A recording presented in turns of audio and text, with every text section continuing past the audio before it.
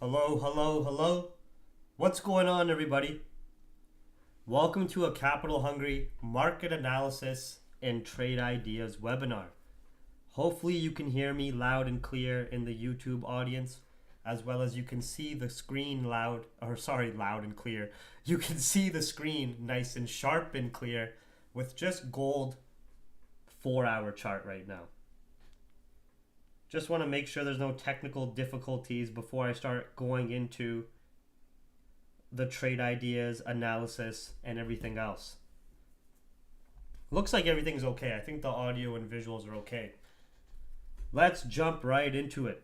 Welcome everybody. It's currently roughly 5:35 p.m. Eastern, Tuesday, May 23rd. We're going to be going through some market analysis and trade ideas, looking at key fundamental events, going through market sentiment analysis, looking at what economic events we have on the coming schedule, and then giving our analysis on gold, GBPJPY, GBPUSD, EURUSD, USDCAD, and US30 stock market index. Now, for those of you who are following along the Capital Hungry webinars, the last market analysis we called fantastic gold sells and dollar strength. We finally had US dollar breaking out of a 30-day range as we maintained a very strong higher time frame level and started to get more optimistic US data, bringing demand into the dollar and giving us some beautiful bullish structure breaking out of 102. The optimistic US data plus our analysis of seeing some rejections and pullbacks from the 2050s also ran fantastically on gold.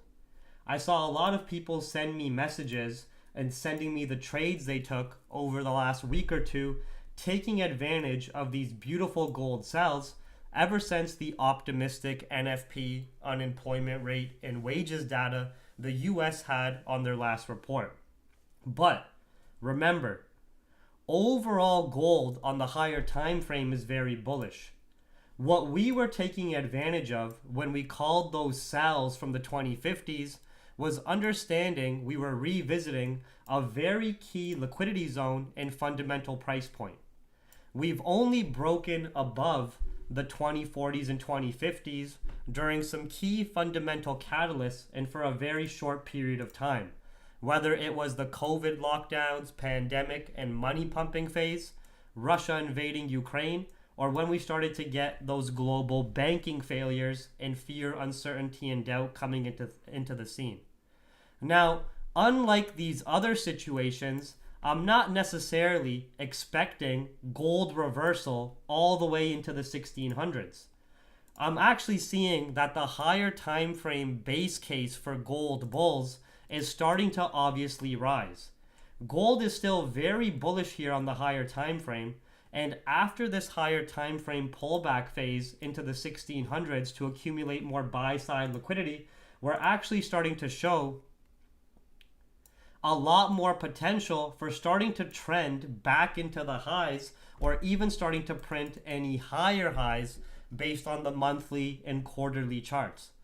We have to understand the current market environment where we have the combination of higher risk inflation still, a higher interest rate environment and increasing debt, less activity and economic activity from a consumer and investor standpoint, that we are starting to see the cracks within global economies and the financial markets get exposed. We've already started to see that with economic data slowly starting to decline across various sectors on global economies. We were also starting to see this with a lot of over-leveraged institutions that were primarily dependent on a low interest rate environment starting to fail. We had the Silicon Valley Bank collapse. We, of course, had the Credit Suisse collapse and so forth, First Republic, and other things of that nature. So the sells we called here on gold from the 2050s down were fantastic.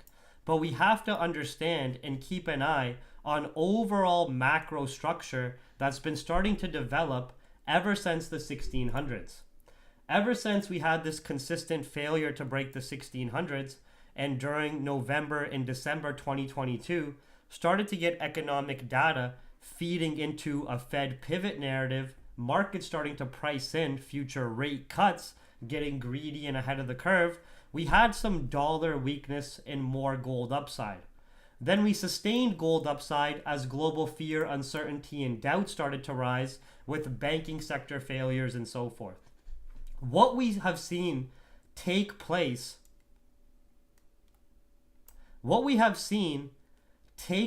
here from the 2060s is still considered a pullback phase.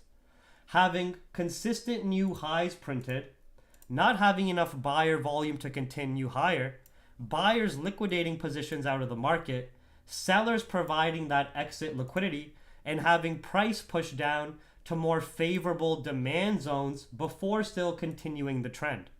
Now, the reason why we have to understand these different phases of market structure when you're looking at a vicious beast like gold is because the majority of us are day traders or scalping traders.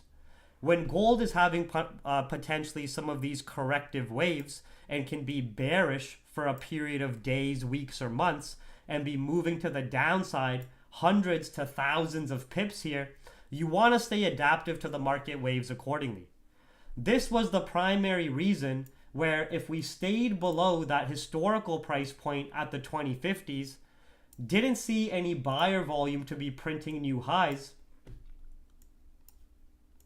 that on top of having some optimistic data, seeing a corrective leg in pullback phase would not be out of the ordinary. But you can see this pullback phase has come to a very key important liquidity zone that so far is being respected on the higher time frame. It's no different compared to this 1,000 pip pullback phase, and then you start having this double bottom, just signaling sellers exhausting out of the market and more buy orders being collected. And it's no different to what we are starting to see now at this very important liquidity zone and price point of interest in the high 1940s and low 1950s. The reason why I'm giving everybody these reminders of a potential shift here and going out of our sell side bias and starting to look for buys is because from a psychological perspective, it's very easy to get married to a bias as you're trading it day in and day out. For example, you can see here, gold had some downside plays from the 1720s all the way into the 1620s for a period of 2 months. Most people are looking for day trades every day, scalping sessions every day, right? So they're going to get very accustomed to gold dropping and being bearish for that extended period of time. When you start to get that shift and buyers coming back into the scene respecting bullish structure, a lot of people end up getting burned where gold is going up and they're still looking for sells. They still think it's just a pullback. They're still looking for more sells because mentally they got so adjusted to playing that downside for an extended period. We can see the same type of thing here. Gold had a beautiful bullish rally, but as we peaked these highs from 1940s, we went all the way to the 1800s, almost 1,400 pips of movement that lasted more than a month and a half. It's very easy to get accustomed to those sells as pretty much every single day you're getting breakdown sells or continued pullback sells. But where the issue comes in is if you start to marry that bias, as gold is starting to push up, you're still going to be looking for sells instead of being objective as a manual retail trader and adapting to the market phases accordingly. So we can see a very similar situation here. At the end of the day, this pullback is still respecting market structure where it's coming from a significant higher high. We're maintaining bullish structure as this example of a trend line. And each of these aggressive downside phases have come from new highs being printed by buyers. We also follow a similar price formation where you start to create this technical double bottom showing more signs of exhaustion, which we're also starting to see here. It's very difficult for us to call any further sells if gold is not trading below the 1940s and we do not have optimistic data. we're going to potentially be starting to look for pullback or breakout buys, still respecting this bullish structure, especially with the anticipation that some of the further US economic data to come this week can still be relatively poor, can be relatively weaker data feeding into the recessionary scare narrative. Now, this is just some of the structure we've been playing since pretty much the end of 2022 and start of 2023, right through 2023. Now, what you have to understand is regardless if gold is moving bullish or if it's moving bearish on the macro, these large waves and corrections are very common. Look at the example here. This is a live stream, you fucking retards. Look at the example here when you see gold, when it trended bearish from the 2040s all the way into the 1600s during the dollar domination phase, which the fundamental reason why gold is so bearish here was that the Federal Reserve was doing the most aggressive rate hikes in history, right? Fed's most aggressive rate hike cycle. This takes away the demand out of the majority of asset classes, such as gold, stock market during that time, even real estate during that time, right? But look at this. It's very easy to say in hindsight that you had such clear downside. 2000s all the way into the 1600s, right? But the reality is, from the perspective of a manual day trader who's scalping or day trading or swing trading, these market waves are very, very important. Whenever you had these significant lows printed, you can see on gold, whether you're trending bullish or bearish, it's very common to get these huge corrective waves and pullbacks against the overall macro trend, which is still respecting structure as they're coming from significant lower lows. But what's very important is when you can understand these market waves are taking place, you want to adapt accordingly. This is hundreds of pips of movement that's lasting a period of days and weeks. But on the flip side, as you're starting to retest key bearish market structure points, you also do not want to marry your bias and keep thinking gold is going to turn bullish for no reason. If you're starting to get very strong rejection signs at a previous low or price sensitivity area, you're starting to assess the pullback phase coming to completion, you want to adapt and start to jump back in the main higher time frame trend and start to play the potential continued leg down, like we saw take place here, where this overall macro structure lasted more than a year and a half. But within this macro structure, as gold dumped from 2000s, 2050s, all the way into 1600s, you had these drastic waves and changes in price, creating beautiful structure, right? This is gold trending bearish. It's no different, just the inverse when we're trending bullish. The sells we called were no different than calling a pullback from new lows being printed, except when you're looking here, it's the inverse now. Ever since we've had the most aggressive rate hikes by the Feds priced in, we started to show significant signs of exhaustion at a buyer side liquidity zone and buyers coming into the market. We've been in bullish structure. You can see here, we had this liquidity zone where from this liquidity zone where we had an accumulation of order flow, we broke out and started to trend to print these new higher highs here. As you have these higher highs printed, getting some of these pullback phases is completely normal and understandable. You can see this pullback phase before showing that double bottom as a potential buy signal came to retest that previous accumulation in liquidity zone. This is a similar idea here now. We called fantastic sells over the last couple of weeks. 2050s all the way into the 1950s. 1,000 pips of movement. But we cannot be greedy or hasty expecting any more downside without a shift in structure here or the fundamental catalyst to support more optimism and less demand in our safe haven asset classes.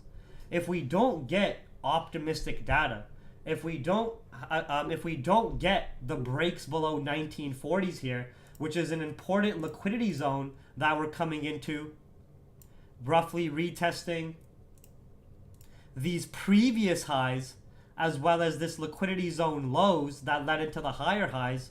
If we do not break below here, then we're going to potentially start to anticipate this type of repetition and pattern formation, where as long as we're holding above the high 1950s and 1960s, I'm not saying we're guaranteed to go all the way into new all-time highs, but easily I'd expect us to be going back to the 2020s, right? Going back into the 2020s is a very fantastic range to play for us to take advantage from a scalping perspective or a day trading perspective. What can support this is declining US economic data. We already saw today that PMI data was still relatively weaker, leading to gold still holding bullish, respecting that liquidity zone and showing more exhaustion by sellers. But we don't have our neck out of the woods just yet. We still have to break above this key price sensitivity area roughly at the 1980s to see those smooth sailing buys, more than likely influenced by bad economic data here, playing a very large range from the 1980s into the 2020s.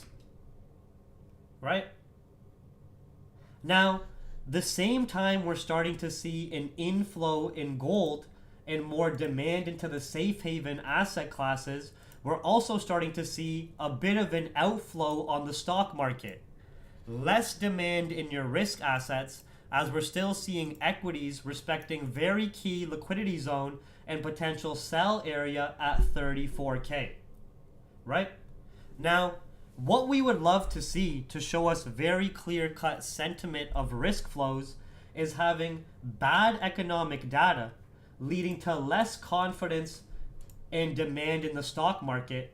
As long as US equities aren't breaking above 34K, give or take some pullbacks, equity starting to trend back down to 32K, that outflow out of the stock market would more than likely see the market whales and institutions hedging risk accordingly, and you'd see an inflow in gold from these better price points of interest after this 1,000 pip pullback phase, $100 an ounce pullback phase, as long as we're holding above the 1950s. Now, it's not just gold which is at a key price point of interest to potentially be seeing some changes in risk flows. We're seeing equity starting to show some exhaustion and the greedy optimism being faded out, bad data equaling bad data, and potential bears coming into the scene. We're also seeing GJ is still rejecting very key important last higher time frame highs that have been printed here, with also UK CPI and more UK data in focus. With GJ here, we called fantastic buys in the last market update webinar. We called buys from 168 up, 169 up, and all the way targeting into these highs. But we cannot be subjective and foolish. It's very difficult for me to see buys on GJ if we're not trading above here, and especially if we start to get some continued bad economic data. What's going to be more common is that GJ can easily be seeing a corrective leg and phase down before seeing buy orders accumulated from lower demanded price points. When you're looking at GJ, whether it's trending bullish or bearish, look at something very important here. It's very, very common for GJ to revisit the same highs, but not instantaneously break. Look at this. Look at this. And look at here now. This doesn't mean you're guaranteed a rejection. It just means we have to be very cautious and very vigilant and sharp, not marrying a bias and hoping we're just going to break out higher without the technical or fundamental confirmations. You can have fantastic buys all the way into these highs. Hundreds of pips of movement, right? But if you do not get the fundamental catalyst to break higher, if you do not have those technical confirms of printing new highs, then it's very common for this pair GBPJPY, when you back test it, to see large corrective pullback waves that can occur. So we have UK CPI in focus. UK PMI figures were already poor. If UK CPI is starting to show a little bit of a decline, showing that the Bank of England's rate hikes have been doing its job, then we can see GBP have some weakness and potentially yen strength as well, as global economic data starting to decline. It doesn't mean I'm expecting some huge guaranteed reversal, but starting to see buyers liquidate positions and starting to see a pullback phase take place would not be out of the ordinary at all. This pullback phase could easily come back into the 168s, 170s before starting to turn bullish again, right? So we're at very key price points across the board. GJ is still at these highs where we can potentially see some profit taking, especially if we get any more bad economic data and strengthen the Japanese yen as a safe haven currency and less demand in your risk currencies. And gold here, it's very difficult for me to see any more gold sells unless we have optimistic data and breaks below 1940. The reason why I'm repeating myself is the last market analysis webinar for the last 2 weeks, we took advantage of these gold sells. On GJ, we took advantage of these GJ buys to be trending back to these highs. But our targets have been hit and we're at very key price points where we're not breaking higher just yet. We can't just expect to continue GJ buys if we're still trading below this very key, important, higher time frame price point. And we can't just expect to continue gold sells if we're still holding bullish market structure and this very key retest of a buyer price point. If we're not breaking below here and we start to get bad data, we just can't hope to get more sells. We have to stay adaptive to the market waves, right? So just some important reference points in terms of market structure, higher time frame, some of these asset classes being at very important price points where we can start to see more demand in your safe haven asset classes, less demand in your risk assets, shift in your overall market flows, outflow out of the risk assets, stock market starting to trend down to like 31K, more demand into your safe haven, so Japanese yen picking up strength, starting to maybe see a pullback phase here on GJ, and starting to see more demand in gold and buyers coming back into the scene at 1960s.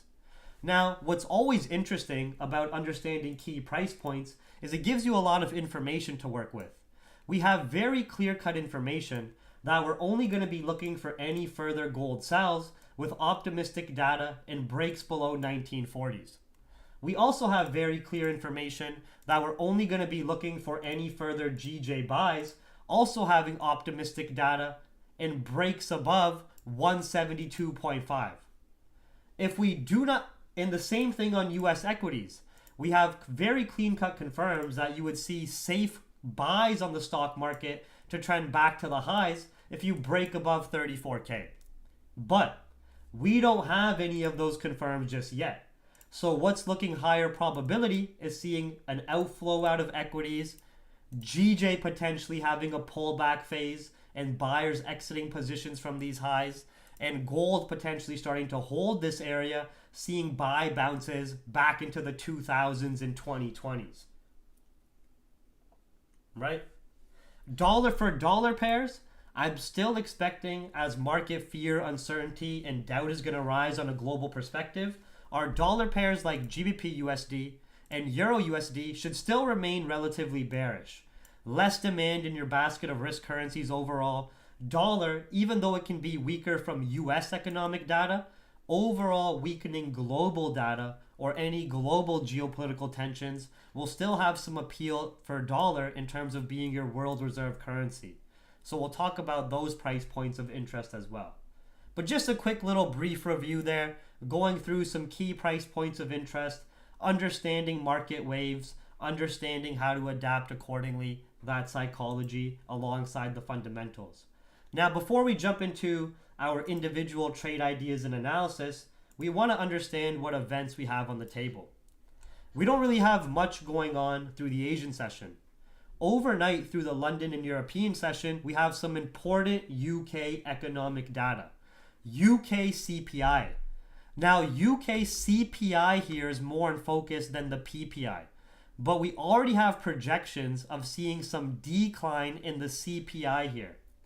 If CPI is lower than expected and showing significant decline, that's going to lead to GBP weakness. It shows that the Bank of England's rate hikes are doing its job, and then it potentially has the markets within, it potentially has the UK futures markets pricing in any potential rate cuts as inflation starting to decline, showing that the front loading of the Bank of England's rate hikes is doing its job. The only way we're going to see GBP upside, especially on GJ breaking above 172.5 or GBPUSD having aggressive upside, is if these inflation figures are higher than expected. If inflation figures are higher than prior, higher than forecast, that shows that the Bank of England still needs to continue rate hikes and tightening financial conditions. The markets price in the potential signals the data is giving to Bank of England monetary policy moves, and that leads to GBP strength. We have projections that inflation can be declining. The Bank of England did front load rate hikes, so starting to see inflation declining on the CPI and PPI side would not be out of the ordinary at all, right? So expecting some inflation declines would only see GBP strength if inflation is higher than expected. Then we got some German economic data, which is going to be impacting euro pairs at 4 a.m. Eastern. Sorry, by the way, the inflation data is all released pre-London, 2 a.m. Eastern. Then after that, 4 a.m. Eastern, your German economic data, which is expected to be weak, still feeding into the recessionary scare narrative, can keep less demand in euro, aka keep euro more bearish. Other than that, our North American trading session tomorrow is very quiet. Have low expectations for the New York session tomorrow. If we don't get any reactive fundamental events, right? If we don't get any reactive fundamental events in terms of news headlines, then tomorrow New York session is going to be relatively quiet. Some of the more important US economic data is in the second half of the week, like some GDP figures, inflation data with the PCE, and so forth. Okay? Other than that, tomorrow, from a central banking perspective, pretty much from Asian session close, early pre-New York hours, 5:30 a.m. Eastern, until 2, we have some scattered Bank of England and Fed speakers. At 2 p.m. Eastern, we have FOMC meeting minutes. FOMC meeting minutes is not the actual rate decision. This is a summarized report of the last rate decision. It only holds any market weight or holds market impact if there's been any significant revisions made. That's the whole point of these meeting minutes, is looking for any revisions, updates, or changes made from the last FOMC. More times than not, there's not any revisions. It's still the copy and paste stuff, and it doesn't really hold that much market weight. But if there is revisions, that is something to look out for. Yeah, that's pretty much it. So now, when we're looking at gold here, we have to understand that this price point at 1953 is a very important liquidity zone where we're retesting bullish market structure, previous highs, and this key liquidity zone to the left at the high 1940s, low 1950s there, right? If we don't break below here, it's difficult for me to see any further sells.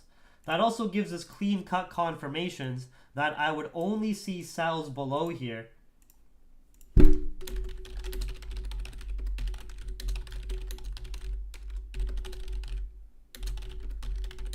break below 1953, 1950s.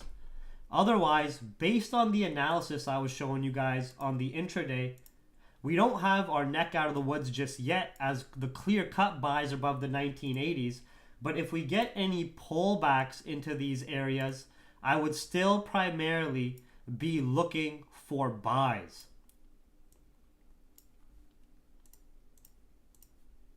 Based on the analysis, understanding of market structure and flows, and understanding those key price points we're starting to revisit there. This is my main bias that I was first breaking down to you guys, where we're potentially shifting out of the sells that were given for free over the last couple of weeks that ran for 1,000 pips. And Capital Hungry, private channel, we've already been looking for the buys down here, and a lot of people are already in buys from down here.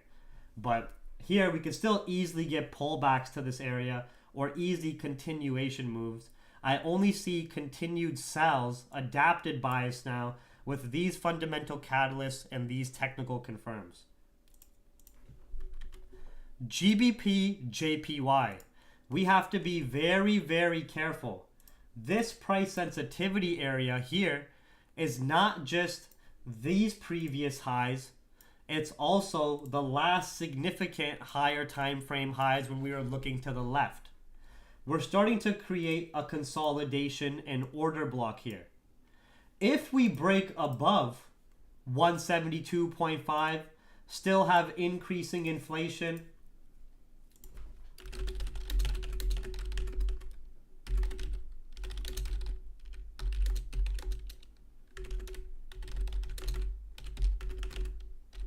break above 172.5, easy continuation buys. But if we do not break above here and start to get more bad economic data or the CPI data starting to feed into the Bank of England slowing their rate hike cycle, we can easily see corrective legs take place on the higher time frame before starting to get the buyers coming into the scene from better price points of interest. What's also very convenient for us is at these highs, we're seeing a consolidation and accumulation, which gives us very key price points to play to our advantage. So now, bringing that information together to the table, in terms of intraday trade ideas and scalps, breaks above 172.5, 172.8, simply continue the trend. Breaking out of the consolidation, showing and validating this as an accumulation of buyer volume. And then, of course, what would support that is higher inflation data.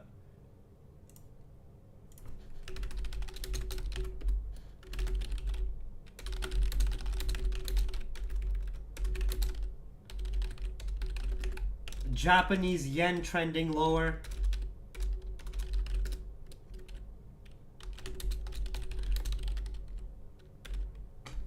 In blue here is going to be a no trade zone for us, as it gets pretty messy and indecisive in the range. But if we do not break those highs, what I can easily see take place, where I'd expect at least downside into the 170s, is some sell side plays.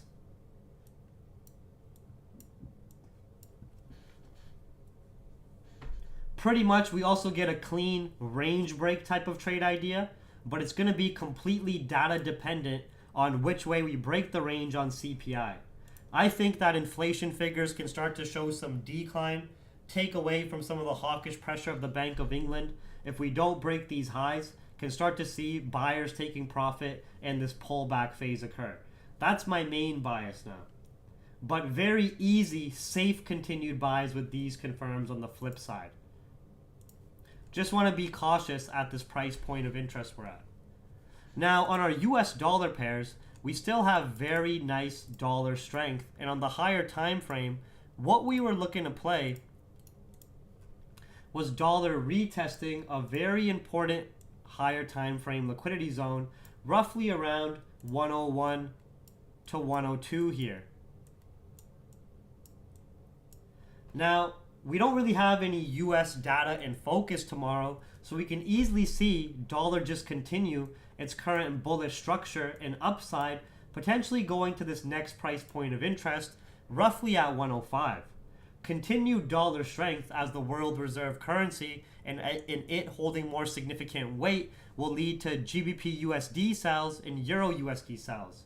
Having lower UK CPI would also support the GU sells. Having weaker Euro economic data would also support the EURUSD sells as well. When we're looking at market structure here, ever since we broke out of this 30-day range, where number one, we maintained a very key higher time frame level at 101 I just showed you. 2, failed to break below previous intraday lows. 3, had this accumulation and consolidation. 4, stronger bullish market structure and breakout. 5, we can still potentially be continuing this until we have more economic data in play into the 104.5s, 105 handle. As we're seeing this stronger bullish structure form on the dollar individually, you can see the weight it holds as the world reserve currency, as you're seeing more of the inverse on pairs like GBPUSD and EURUSD. Now, the only thing we have to be cautious about when we're looking at GU is if we want to see further sells, we need to be trading below 2.4. Otherwise, we can get some pullback phases before seeing sellers come into play. Similar idea on EURUSD as well. Bringing that information together with some of our key levels here, if we hold above 2415, I see these pullbacks that you could take advantage of in the short term to retest better sell zones. Otherwise, looking for these continued sell plays. Key level retest of this liquidity zone or just this one. Continued breaks below the key level sells, breaks below the lows at 1.236 sells. If we hold above the key level and you can see a pullback phase take place, which is very common as we've been watching GU trend bearish, anytime these significant lows are printed, getting a pullback phase, whether it's a bit longer or relatively short-lived, is not out of the ordinary. What's very important is assessing whether that pullback phase is shifting structure or whether there's any fundamentals to support a shift in structure. If there's not, you just have that leading to better prices being set up and still continuing the trend.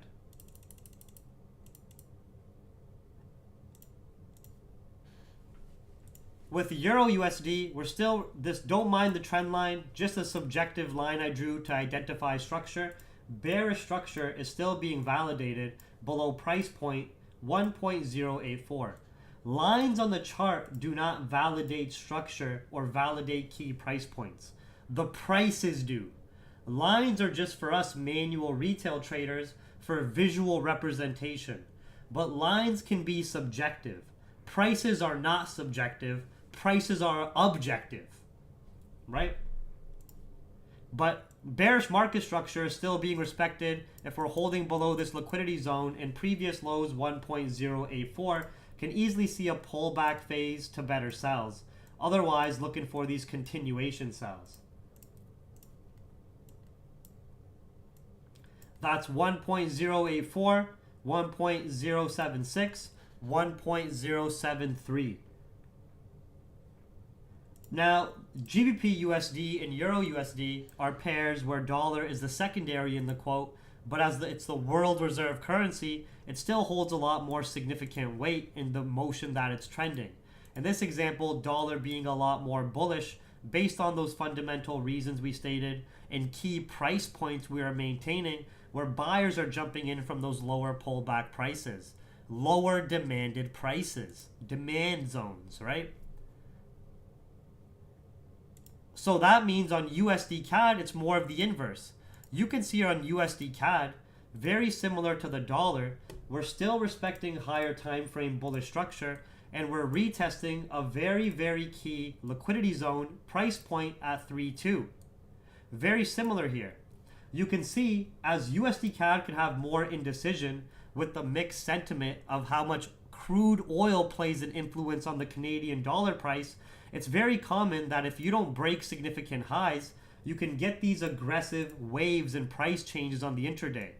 What's important is you take advantage and adapt to those waves But understand when the waves are coming to a completion point, you're not breaking any lower, and you could potentially be seeing your next leg to the upside, revisiting these same highs, going into the 1.37s and 1.38s. If dollar still remains relatively stable, we don't break below these price points, give or take some pullbacks, USDCAD can still be potentially extending higher here. Now, the only thing is, due to mixed economic data, the indecision on crude oil giving the Canadian dollar strength as it's had that bounce from $60 a barrel up to 75, we've had a bit of a tug of war between dollar and Canadian dollar here. But if we were to get pullbacks to 3.4, hold this zone or break above 3.55, I would still be looking for USDCAD buys. Looking to play some of the dollar strength as the world reserve currency and respecting that very key weekly demand zone and very important price point, as well as bullish market structure that's starting to form. Last but not least is US 30. Now, the greedy stock market buyers, what we like to call them, the crackheads with capital, they don't want to let go of their gains. They don't want to deal with any downside. But eventually it becomes inevitable. You have to have the changes in flows, and you can see that as we're starting to show way more signs of exhaustion, as we're having bad economic data coming to the scene, and still rejecting this very key price sensitivity area, which has held significant value both on the buy and sell side. When equities were bullish and we were still having the feds pumping the markets and keeping interest rates low, you can see we accumulated buy orders here multiple times. But then, as the Fed started their most aggressive rate hike cycle, we've been maintaining the same price point as a key sell area. It's just a very important price point here on US 30 at 34K. It's very difficult in the current economic climate where we have economic data declining, more geopolitical tensions coming to the table, Fed sticking to their guns of keeping interest rates up, and starting to see more exhaustion at these price points. It's very difficult for me to see stock market buys unless you're breaking above 34K. Otherwise, I'm expecting some potential corrective phases where we can easily come back down to 31, 32K before seeing stock market buyers trying to grab another dip, the greedy cocksuckers they are, right? So we're starting to see the changes in risk flows where gold is starting to get a bit more demand into it as we retest that key liquidity zone. The same time equities are seeing that outflow. We already saw that the US manufacturing PMI dropped pretty aggressively today below the 50 grade point, feeding into the recessionary scare narrative. And we're starting to see some type of intraday bearish structure forming as we're still maintaining below 34,500. What would be ideal is the daily candle just making an upper wick and starting to break this minor support level roughly at 33K flat, given pretty clear-cut sells and working our way down to the next area of interest at 32K. Bringing that information together to the table of starting to see volatility index maintaining a very key support and breaking above this resistance at 18, showing more short selling in the equity markets, more demand in the dollar as well, more demand in gold in the change of those risk flows. It's not out of the ordinary, give or take a pullback, we can potentially see this level finally start to break. Now, we haven't broken it just yet though. I would still be looking for these three areas as we have pretty sporadic pullbacks for sells. I only see stock market buys if one, we have our sells take place first and we retest lower demanded price points of interest and create a new significant dip for the crackheads with capital to try to freaking gobble up. Or, like I said, we would need to be trading well above 33.8, 34K to see safe buys. All right, everybody, I try my best to keep these webinars short and sweet, but they still always end up being like 45 minutes or an hour, so I apologize. But I don't know how some of these mentors and some of these influencers give analysis in 2 minutes. I don't know how they're talking about order flow, market structure, psychology, economic events, price action, and I don't know how they're doing it in 2 to 5 minutes. I can't do that. So if you don't like me rambling so much, you don't have to watch these. But I'm just trying to give you as much information, as much insight, and as much reminders on top of fundamentals, economic events, psychology as possible.